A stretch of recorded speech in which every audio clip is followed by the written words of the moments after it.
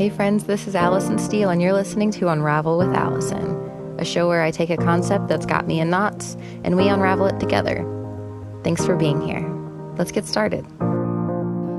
Today's topic is resurrection, the act of bringing something that has disappeared or ended back into use or existence. So this is anything like from pulling your winter coat out of the closet to Christ rising from the dead. I decided on the topic of resurrection as I was exploring research, which is systematic investigation. But I decided to swerve on that because there is something about sourcing from yourself that resurrection delivers that research doesn't offer. And what does research give you? Answers from other people. So when I did my research, I discovered that I was resurrecting. So resurrecting essentially is to bring back to life. Meaning again, like remix, or before, like rewind. Sur, meaning over and above. And erect, without getting saucy, is upright, or like building or constructing. So resurrecting is building that relationship again with something that has this meaning over and above you, something that you look up to, something that you reach for. So it's bringing that relationship back to life. I like to think of it like broken down as to like resurrection. So res as like resolution. And this isn't like resolution like you have to resolve a problem. There's something to be resolved. I like to think of resolution as like imaging. To have a sharp resolution visually means that you have a clear picture, no dead pixels. So for me, the res is like that visual resolution, clear, crisp image. And again, without getting too saucy, but we're still going to use it that way, erection is like being turned on, enlightened.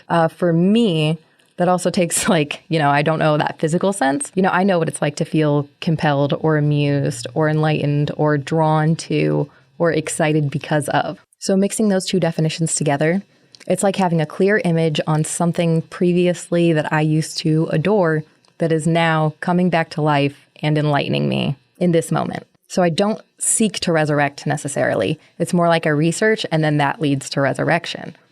What did you want to be when you were little? What job did you want? Who did you want to be when you grew up? I don't ask those questions often, but when I feel these resurrecting feelings, it's usually tied to a question like that. Or what legacy would you want to leave behind? Because in researching another's legacy, we're bringing that back to life and experiencing it now in this moment. And if you're enlightened by it, it's a resurrection. I don't really think about a legacy that I leave behind, but my name is actually a legacy. So when my parents were on the way to the hospital for one of my mom's checkup appointments, my dad brought up the idea of naming me Allison, but that wasn't the name that they had previously decided on, but he liked the name. Additionally, my mom's best friend name was Allison, so she liked the name. And when they get to the doctor's appointment, they realize my mom is in labor. They go to the hospital and she has me. They name me Allison. And I have my dad's last name. So naturally, that's just the legacy that most of us tend to lead towards. But when it came to naming my first kid, I had a really hard time because I was so concerned with the legacy. We had a boy's name picked out already, and we were kind of stuck on the girl's name. My dad one day had sent us a text message. Well, for background, his dad's name is Robert. His mom's name is Charlene. So he sends me a text and says, if it's a boy, Robbie. If it's a girl, Charlie.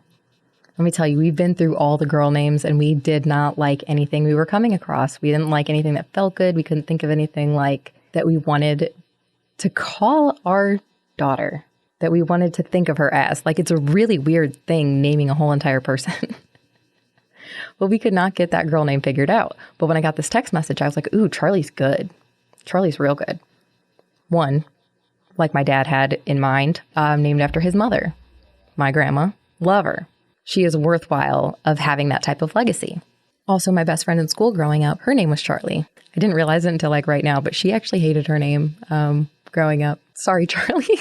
But because of those two reasons, and a TV show we were watching at the time called Revolution. And it's like a post-apocalyptic world where like all of the technology is just gone and done for. So one of the characters in that show, her name is Charlie. And she's a total badass. So again, everything about Charlie was just like ringing true, feeling right in that moment. So that's what we decided to name my daughter. And for her middle name, we like the androgyny of Charlie. We like the androgyny of Reese. I adore Reese Witherspoon, Legally Blonde. Like, I'm here for that feminist shit. So we named her Charlie Reese. But she's got a nice little legacy name, too.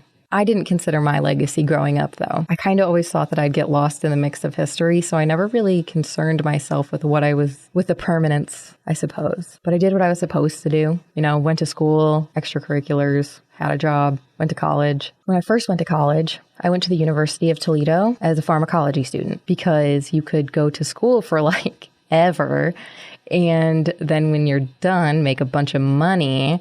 And that's pretty much like the extent of the thought that I put into that. Like when we were applying for schools, I was considering applying to a couple different ones, but a representative from the University of Toledo came into our high school. We sat down and had a meeting, shook hands, signed some paperwork, and I was accepted into UT. So I was like, all right, I'm uninspired to go to college. I'm doing this because I have to. This is convenient. My aunt lives in Toledo, so I have some like family support also. It was just like an instant acceptance. And really, that's how it played out. But pharmacology sounded great, again, because I was good at school and I could be in school forever. Suppose I would have it figured out by the time I graduated. I dropped out like the absolute last second you could before the withdrawal date. I think we started in August and I dropped out in October.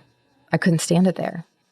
I was doing really bad in school. I thought I was doing good, but then like there was a whole entire portion of online testing that was existing that I didn't know about and I was not participating in. So like my grades were trashed in like 2 of my classes. They could not fit me into whatever math class I was supposed to be in. I never got placed where I needed to. I couldn't stand my roommate. I couldn't stand myself.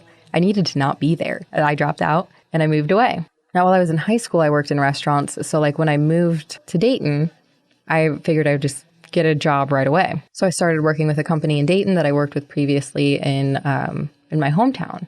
So I'm working in restaurants for about a year and I decided like, okay, I probably should go back to school.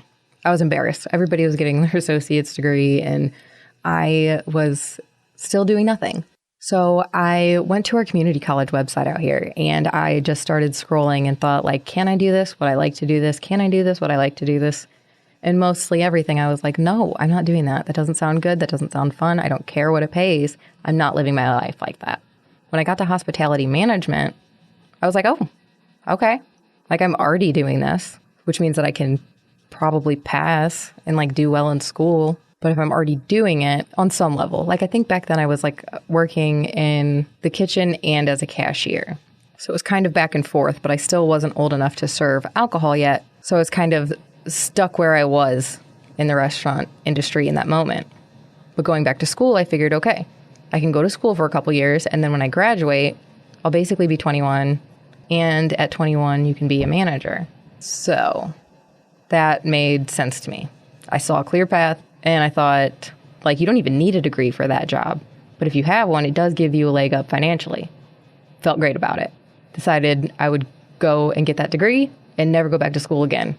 And the thought of going to school sounded like a nightmare. But I had the experience to back it up. I stayed working the entire time. The second I graduated and was able to become a manager, like I was already a trainer by that point. So it was like the natural next step. And my life just like started playing itself out with that restaurant industry umbrella for the next 10 years.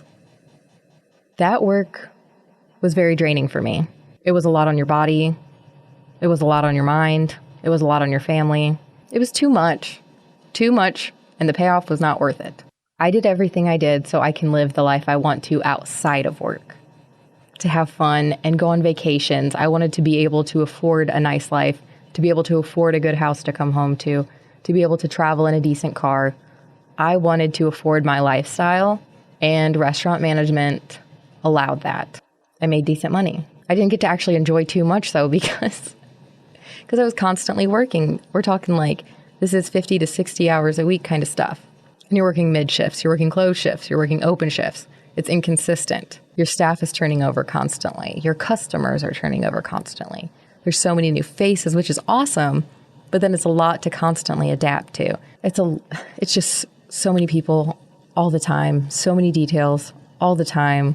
Like you get burnt out really quickly. And then once you push through that burnout, like you maintain that burnout for so long until it completely crushes your soul. Mine. it completely crushed my soul, especially like perpetuating the stuff that I don't appreciate. It feels extremely lonely. Like human connection is frowned upon in management unless you're resolving a customer issue and that helps. Like if there's no money involved, don't be a human. Fraternization is like forbidden. I'm spending 50 to 60 hours a week with these people that I'm not even allowed to be friends with, technically. Like we can't spend time together outside of work. There are professional lines that like they can talk to each other, but I can't talk to them about certain things. And it was good. It's important to have professional boundaries, I suppose. But as a human being doing that behavior for 60 hours a week, like I worked too often to maintain close relationships outside of work other than the people that I lived with. I stopped getting invitations because I never even went to anything. Like, thanks for I can't go to a cookout at 3 on Saturday. Are you kidding me? No, I'm working. I can't come to your event in an evening. I'm working. I'm free on Tuesday afternoon, but then I work at 6. Like, there's no time to maintain relationships. So at work, I have clear boundaries. I was a handbook person because like I said, I was trying to afford the life that I wanted to live outside of work. So like work was where I was selling myself short so I could get that payout on the back end. I was not willing to break the rules or get in trouble or anything that would keep me from the life that I wanted to maintain again outside of the workplace. So I did follow the rules, like as best as I could. I followed the rules to a very annoying degree. And I was going to adhere to those standards as a manager and expect the same from my employees. And I shoved all of my feelings down when customers would like try to break me screaming in my face over something that was wrong. Just over and over, I constantly just have to take this part of life that I don't appreciate so I can appreciate like the 20% that I'm like awake to experience my real life. After so long, it just doesn't cut it anymore.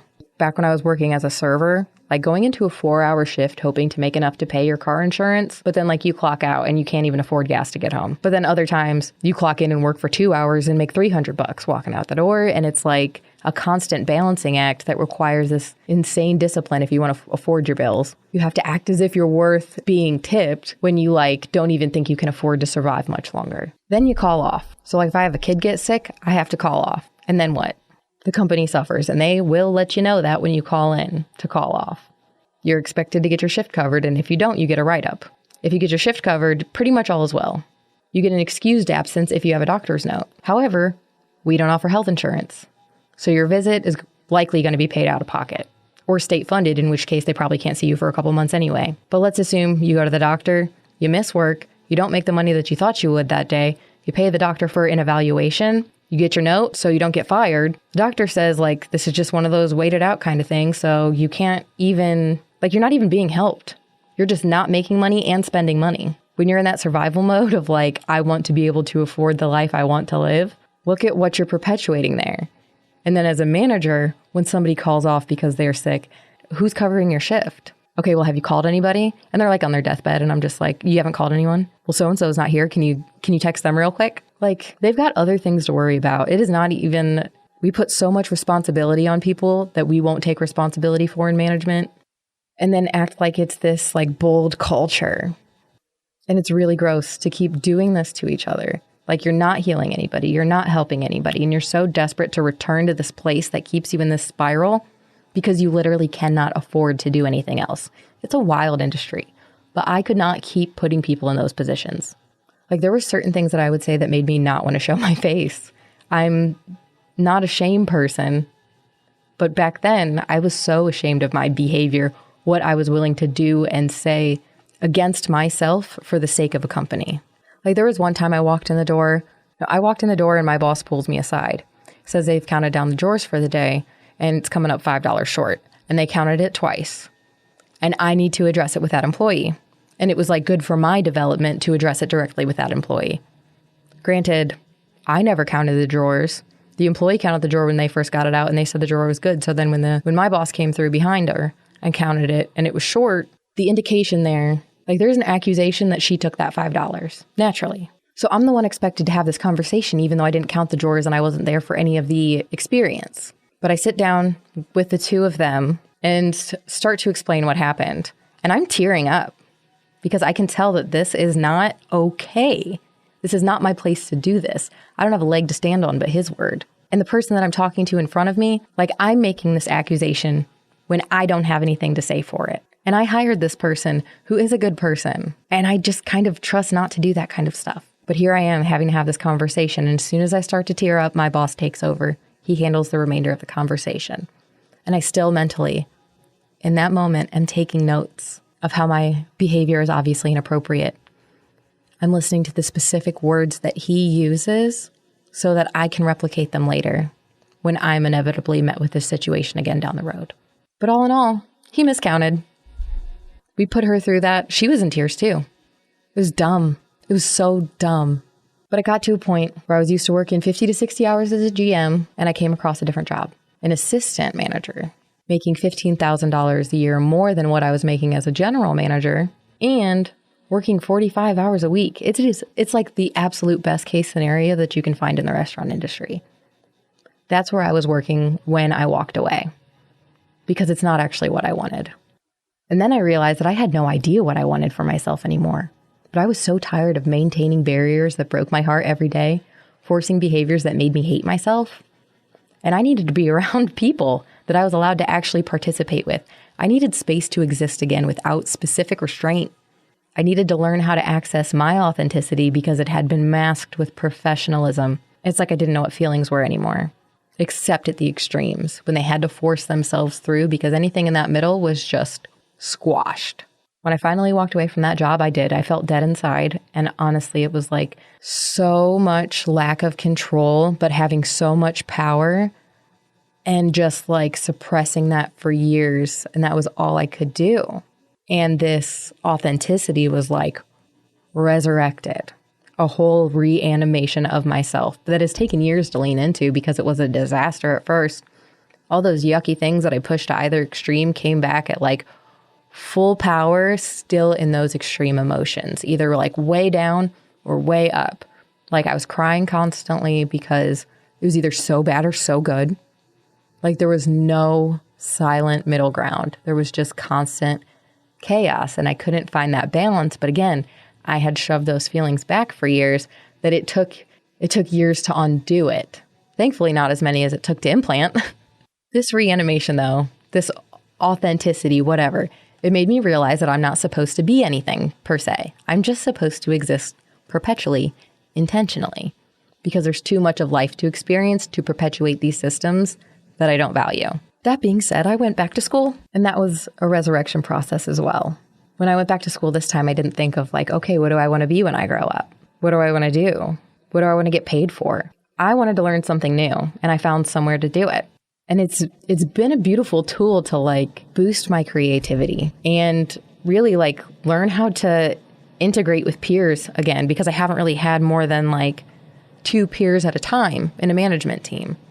And even then, most of those years, I was the general manager where we still weren't exactly peers. And it's very, very lonely to have these professional barriers, to have these people look at you in a rough situation and know that like you can take away their livelihood in a heartbeat. And me doing everything in my power to not have that happen. Being in school is fascinating, though. And again, I had more questions than I had answers. My humanities classes are absolutely wild for me. Like, I don't think about environmental science. I don't think about political science. I don't think about these things too often in the sense that they're presented in textbooks. I was always kind of redirected to, like, I redirected myself to different questions. So in like, political science class, you know, we're talking about government. We go to this website that has like polls taken about like how people feel regarding like different social issues in the country. And it breaks down the polls into like these different charts. So there's like a U.S. perspective. And like I live in Ohio, so there's my state's perspective as well. And we were talking about the different social issues and if they actually reflect what people around us think and all that kind of stuff. That's like how it was prompted. And like the polls kind of offered these different, yes, this is okay, but only if it's like this. No, that's not okay because of this. So there were some variations, and we were kind of talking about like those differences that keep bills from passing or whatever. But for me, I found it most fascinating that the preference in the polls almost never matched the actual laws that we had in place. Not even just those variables of like yes and or yes but the flat out like yes and no's, all encompassing of those itty bits of other parts. They don't reflect our laws. Why do we spend so much time insisting on sustainability when we just barely tolerate what we've created? This is obviously not what we want. And again, I know there's variables here, like who's taking these polls, how much, I get it. But on a day-to-day, we can see that that's pretty much the reflection. Why was I working 60 hours a week to enjoy 10 of them? So now that I was back in school, I wasn't working, which is the first time in like forever for me as an adult, other than when I took maternity leave. But I had holidays off, so that was new. I went to visit my mom for Easter, and she had moved into a new house and they were transitioning everything over. She gave me a box of the stuff that was left in the previous house that I had left behind from high school. Resurrection. So many things that I forgot existed. Like I had notes from old friends that were like intricately folded into like footballs and like these nice little cushioned squares. But like even opening them and reading them, we're so dumb. We're so funny. Like it was beautiful. And I had like printouts of like instant messenger conversations. Like I remember the one that I was reading was hilarious to me because I printed it out because I needed proof that I wasn't lying to my mom. My mom had gotten a call from a friend's mom about an incident that we were all involved in and everybody was getting in trouble over it. And like, I wasn't there for a lot of pieces. And I was very confused as like how my name got brought into stuff after like I wasn't there when all of these accusations were actually happening. It was like this person was at my house when they actually weren't. So my mom wasn't home. She couldn't say like, oh no, they weren't here. My mom comes to me saying like, why is so-and-so in our house when we're at home? And why, when so-and-so's in our house, are you guys doing these things? I think I was in like 7th or 8th grade. But yeah, I talked to one of my friends online and I was like, hey, so-and-so's mom just called my mom. Do you know why? Like, what's going on here? Because I only knew from my mom and I didn't know why I was brought into it. But so was this third person. So I asked this third person and it's a whole conversation. And then at the end, they're like, listen, we lied to her mom and said that we were at your house. We didn't think anybody would check up because your mom's not usually home. But it doesn't matter if my mom's home. She's got a cell phone and she is absolutely going to talk to every other mom too, especially if they're calling her asking about stuff going on at our house. My mom is available even if she's not there, but I'm in trouble. So I'm trying to figure this thing out. And then they're like, yeah, we said you just because like, even when you do get in trouble, you're not in that much trouble. When this person gets in trouble, this person is grounded. They don't get to see people. They don't get to talk to people. They don't get to pick their own outfits. They don't get to pick their own hair. They get all control completely taken away from them. So they sacrificed my name to save theirs. And I printed this all out so I could show it to my mom. And it was just absolutely wild. And even like there were petty underlying fights. This was not like a conversation of like, this hurt my feelings when you did this, or why is this happening? It was like, so-and-so said this, so-and-so said that. Why are you doing that? Well, that's rude. Like, they are so funny. I found cards from my high school graduation. And it was so funny. At the time, I just thought about this story this week too. At the time that I was going through all of this, I had money in a card from my aunt. And I thought it was so funny. And I texted her at the time too and was like, oh my gosh, I just found this money from my graduation. Thank you. Love you. It was still in the card. This is the part that I remembered this week. It was still in the card because I owed her like $200. And I set her money aside to pay her back with it because I didn't feel right taking more of her money. When I went to Disney, she gave me a card and said, like, spend what you want to, be reasonable, and pay me back when you can afford it, but enjoy your trip. And I did, about $250 worth. And I couldn't afford that. So I saved the money that she had given to me so I could pay it back to her. And over the years, I did end up paying her back, which was funny because when I finally like paid it off, it was mostly a lump sum. And she was like, oh, I don't remember this. I was like, oh, I promise you that I do. And I owe you this. Like, please, please take it. And she did. So then it was like a super bonus when I came back around to that card. I had my old journal, school pictures over the years, Snapple lids that I collected with like the fun facts on them, but just old stuff of mine that was new to me again. Just a complete resurrection. But then I found something really cool that I didn't think was supposed to be in there. It was a wall hanging, a key hook display. And when I pulled it out, I asked my mom, like, is this for me? Because this, the house that my mom moved out of, she was living in my grandparents' home for a few years. Years after they had passed it, you know, it was my mom's home and they had moved away from that. So it was actually like not just the house that I mostly grew up in, but that she also and my aunts and uncle grew up in. And after my grandparents passed, they still had this key hook display hanging on the wall. It's painted on and it says, "Don't worry if your work is small and your rewards are few. Remember that the mighty oak was once a nut like you." That's precious. So this key hook display, Virginia Beach, Virginia, is where it came from, which means I probably got it in 1991. My brother was born in 90 at the end of the year. And then my grandparents came to visit after he was born, but they never visited down there when I was born. If I'm not mistaken, they had just made the one trip. And they brought it home and they hung it on their wall. And that's the part that I could read from when I was a kid looking up at this thing. Taped to the top portion of it was a newspaper clipping. And my grandpa was big on clipping newspaper stuff. He used to save comic strips for me when I'd come over to visit and oh, I thought of you and I saw this one. But yeah, he clipped. So he clipped and taped this onto the top. And it says, "Whatever government can do to the most unpopular, least well-connected, poorest, most despised member of society, it can do to you. If you allow it to persecute the people you don't like, it will eventually get around to you." Ooh, after quitting my job, I realized that's how I felt. So even though this pertains to the government, I see that it applies in all of our human interactions. Societally, however you treat the worst, you're leaving that open for yourself. So after I'm back home, I do an online class, mass media. And the subject for that week was newspapers. So I've got this box of stuff that I brought home with me, and I'm looking down and I spot the key hook display. I'm like, I wonder if I can find the original article that my grandpa had clipped that piece from. And my class didn't start for a stretch. So I decided before class started, I was just going to sit down and try to track this down. And I did. The article was printed in the Chronicle Telegram, which is our hometown paper, in 1983, titled "Just 546 People to Blame for U.S. Errors." And it's a syndicated column out of Orlando, Florida, that ended up in my hometown newspaper for my grandpa to clip in 1983. Over the years, this journalist has revised that same article. And before he retired, he released it again with his newest twist on it. And I'm going to go ahead and read that to you. Since it has been edited and re-released over the years, the part that was clipped is actually not present in the most recent update. But this column was from 2001. It'll be kind of obvious when we get into it. Politicians are the only people in the world who create problems and then campaign against them.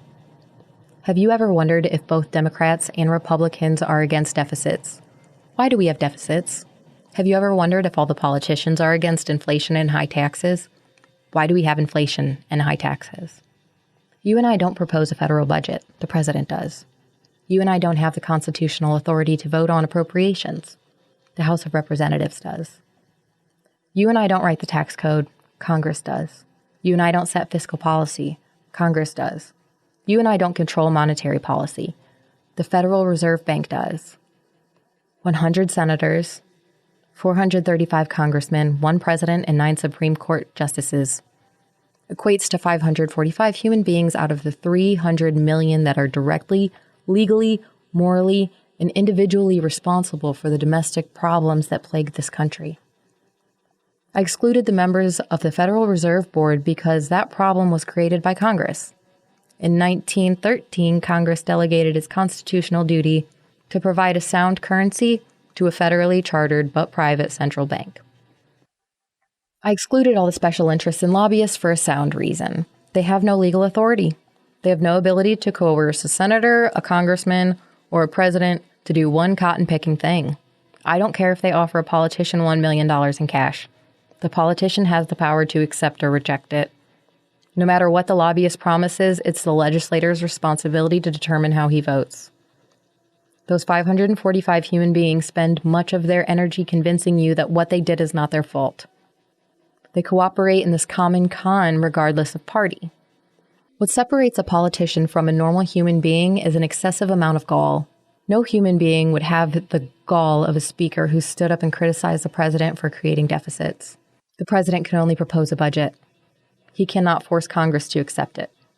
The Constitution, which is the supreme law of the land, gives sole responsibility to the House of Representatives for originating and approving appropriations and taxes.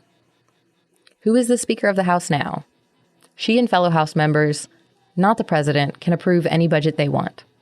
If the president vetoes it, they can pass it over his veto if they agree to. It seems inconceivable to me that a nation of 300 million cannot replace 545 people who stand convicted by present facts of incompetence and irresponsibility.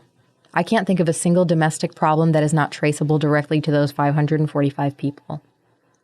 When you fully grasp the plain truth that 545 people exercise the power of the federal government, then it must follow that what exists is what they want to exist. If the tax code is unfair, it's because they want it unfair. If the budget is in the red, it's because they want it in the red. If the Army and Marines are in Iraq and Afghanistan, it's because they want them in Iraq and Afghanistan. If they do not receive Social Security but are on an elite retirement plan not available to people, it's because they want it that way. There are no insoluble government problems. Do not let these 545 people shift the blame to bureaucrats, whom they hire and whose jobs they can abolish, to lobbyists, whose gifts and advice they can reject, to regulators, whom they give the power to regulate and from whom they can take this power. Above all, do not let them con you into the belief that there exist disembodies mystical forces like the economy, inflation, or politics that prevent them from doing what they take an oath to do. Those 545 people and they alone are responsible. They and they alone have the power. They and they alone should be held accountable by the people who are their bosses, provided the voters have the gumption to manage their own employees. That one's a doozy, guys. I'm not going to sit here and complain about the government or say that we have a job to do or anything like that. But the concept embodied that I pulled from that article is that we're doing what we want to do. It's worthwhile to be honest about your intentions. Just because the system is the way that it is, do you have to tolerate it? In the restaurant industry, as a manager, I did not have to follow the rules. But if I did, I could have lost my job. And I was not willing to take that risk. I was willing to sell myself short because that's how it worked. And it wasn't really working for anybody. It especially was not working for me. I understand professionalism and why it's important, but it's only important because of the crap that we do to each other that made these rules and these societal structures the way that we are, is because of how we treat each other when we don't have rules in place. I decided that I wasn't going to follow those rules anymore because that made me feel disgusting. And I suppose I get this idea again because my grandpa's the one who clipped that original piece that led me to this article. And I really admired my grandpa because he was very accepting of basically anybody. He felt like every human being deserved peace in their existence. He was involved in prison ministries. He was involved with his Catholic church. And he didn't preach, but he shared.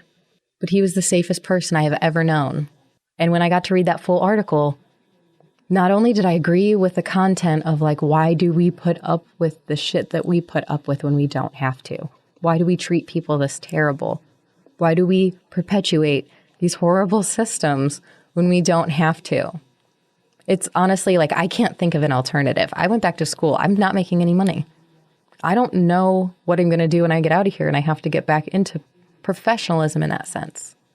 I'm not comfortable with the idea of diving back in. But I don't know what any alternative, like I don't have great alternatives to explore in the meantime. So that's why I'm excited to focus on my schoolwork and what I do. Another reason that that article was resurrecting for me is because the journalist's name is Charlie Reese. That's his first and last name. And that is my daughter's first and middle name, Charlie Reese, that my grandpa clipped, likely in 1983, and held on to it. Brought that key holder back in 1991 and taped that clipping to it at some point. I was born in 1992, and that hung in their home for years. And on that Easter, it got to be in my hands in the 2020s. And the name was Charlie Reese. Whatever legacy you plan for, I mean, there's stuff that's just going to sneak up on you that can't prepare you for that. I like to joke that my dad came up with my daughter's name because of that text message, but maybe my grandpa implanted it with this key holder years ago. The Beatles song Yesterday goes, "Yesterday, all my troubles seem so far away. Now it looks as though they're here to stay. Oh, I believe in yesterday."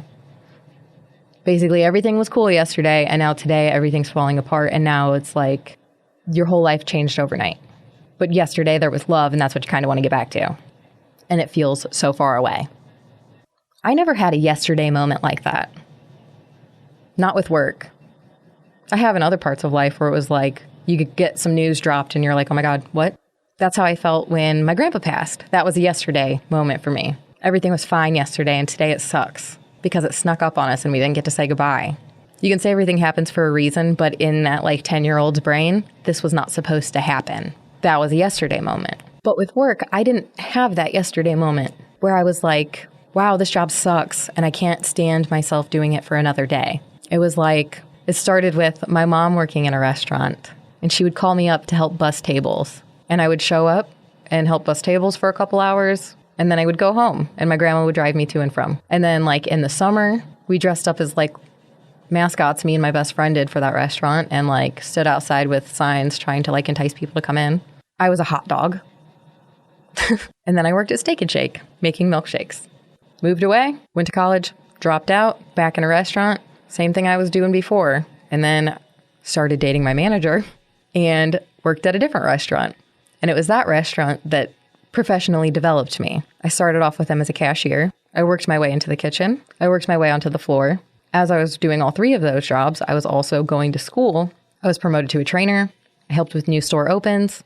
I helped develop training material. I was bought in, and I tried so hard. I became a manager. When our company was developing a new concept for franchise, I got an opportunity with the same company to open a restaurant as a general manager. And I wanted that job. I did everything I could possibly think of. I did all the professional steps and took the interviews in front of a panel of the owners, which made me want to throw up. But I tried to be calm and cool. And I knew my shit, and I cared, and I was not going to not care. And I was not going to be caught looking stupid either. Part of me doing the right thing was because I wanted to not get fired. But there's also this integrity piece that is you are allowed to check up on me and you will not find anything. I am not one of those people that you are going to be blindsided by at work. You can trust that if I am there, things will be okay. You can trust that if I'm not the general manager, I'm going to behave as though they are right next to me. I still tried to have integrity, even though I couldn't be who I wanted to be. I still cared about being true to what I was doing, even if it wasn't true to myself. My yesterday moment came when I quit my job. And instead of that longing moment of everything was okay yesterday and now today it's terrible, it was reversed. And this is that primary resurrection feeling of yesterday was so terrible and today is beautiful. The nuttiest thing about it is that it's available the entire time, but it's buried under something where you can't see it. Stuff from childhood, when it was redelivered to me, I forgot some of this existed. Some of the messages I wrote with people who don't exist anymore came alive again as I'm reading our notes back and forth about how shitty the world is. And it breaks my heart that they never grew out of that, and then they're not here with us anymore.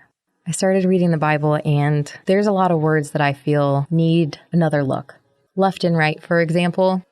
It is absurd that nuns would go around smacking knuckles if you're left-handed. That one particularly bothers me because I'm left-handed. But left and right presented in the Bible are not directional. There is what's right and there is what's left. And this especially bothers me when we get into these what would Jesus do bracelets, because Jesus is a very interesting character who does what is right for him. He still acknowledges the free will of others, but he also embodies his. He'll tell you about yourself. He'll flip a table if you start selling stuff where you shouldn't be selling stuff. It doesn't matter about your laws if you're not allowed to work on the Sabbath. If he sees someone to heal on the Sabbath, he is going to put some work in and heal somebody on the Sabbath. He's not following the rules. He's doing what's right because he can't walk by somebody suffering and not do shit about it. Because when that disappears, what's left? That shit ain't right. It's not about left and right-handed. And it's not what would Jesus do. If Jesus were here in this moment next to you holding your hand, how would he tell you to behave? What would be good in his eyes? That's how religion asks us to consider our behavior in relation to the laws, to the Holy Scriptures, to the way shower's example. And Jesus is the way shower. But my dude, I have to tell you, He's not showing you how to behave. He's showing you to source from within yourself to decide how to behave. The morals that he supported were his own. He also valued his education because it's not like he was just some carpenter. He was actually taught a lot, but he knew what he felt was right and wrong, and he stood by it, and he didn't let himself get lost in the mix. He showed up everywhere he went. That's right. That's the next right thing. What would Jesus do is not a call to action to behave in the peaceful manner that Jesus is portrayed in. What would Jesus do is a call to action to consider what's right for you so you don't perpetuate what's left. The Bible even says the meek inherit the earth. Do you want to keep inheriting this? If you're supposed to live on earth as it is in heaven, you want to perpetuate this? I don't have the answers. I don't know what else to do, but I'm saying it's worth consideration, and I don't think a whole lot of us are considering it right now. When you do what's right for you and you realize that you could have been doing this every single day, but have opted out of it for one reason or another, you are betraying yourself on the regular. You're hurting yourself. You're breaking your heart. Stop doing it. When I got that key holder, that was like resurrecting my grandpa. This was like, holy crap, this was theirs and I get it. And it was a connection for me that was very important. Even though it's just stuff, it made my heart so happy. Finding that article, realizing that like my grandpa who I idoled had clipped it from a journalist named Charlie Reese. And that's what I ended up naming my daughter. Like now we joke that my grandpa named my daughter along with my dad. The grandpa I speak of is on my mom's side of the family. So it's a hoot, you know, but of course it comes together like that. How beautiful is that? In the book of Revelations, they talk about the last days. And keep in mind, this is called Revelations. I haven't read it, but I'm still going to talk about it. I think of a revelation like a revolution, like everything does kind of circle around, revealing relations, revelations. So we read these and think of it as the days to come, when our time is ending, when our days are over, the end of our collective days, when the world is over and we experience heaven. I'm very much looking forward to actually reading this part because as I have redefined left and right in the Bible, I also have something to say about our last days. And this ties into yesterday because when I quit my job, I realized that this was available to me yesterday. And the same shit with all your secrets and all the stuff that you hide about yourself, whether it's secrets or whether it's your creativity, your unique comedic influence. Your weirdness is something that we all need right now, mine and yours.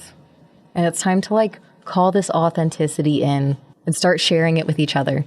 It does not matter that we don't agree. We have to stop caring about that stuff and we have to be willing to talk to people beyond our niche groups. We were looking for our tribe within the niche. If somebody was talking to me about diversity in these schools recently, there's a charter school and parents were like, okay, well, we're thinking about pulling our kid from charter to go to public because of the diversity that they will have in a public school education. The educators at the charter school disagreed. They respected that notion, but really brought it to the attention of, okay, this student is going to have access to like 300 people in their class. It is very diverse. Who are they going to hang out with? They're going to hang out with the 6 people who like the same things that they do. They are going to fall into a niche and they are going to perpetuate themselves, which is okay. There's nothing wrong with that. But if you're actually looking for genuine diversity, the charter school, well, yeah, they might only have 8 kids in their grade, but some of them have families that are paying their way through this. Some of them are on complete scholarship. There are different ethnicities, but again, it is limited to the 8 within the group. But these 8 are forced to work with each other. They must adapt to and with each other to move on. They learn integration. They learn how to share and be authentic. Hopefully. No, but I'm looking forward to reading the book of Revelations with this last days end time lens of not being the end all be all mystical future, but as our previous days, our last days, our left days, what was left behind, or our end times when we choose to end this horrible behavior and do anything else. Resurrection is important. Stay enlightened.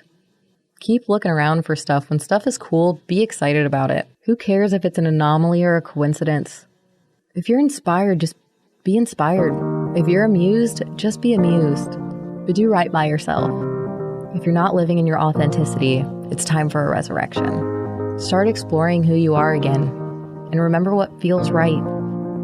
Thanks for listening to another episode of Unravel with Allison. If you have any feedback, questions, want to chit chat, or stay up to date on new releases, follow me on Instagram at Allison K. Steele. Let's keep in touch. Again, thanks for listening, and I'll catch you next episode.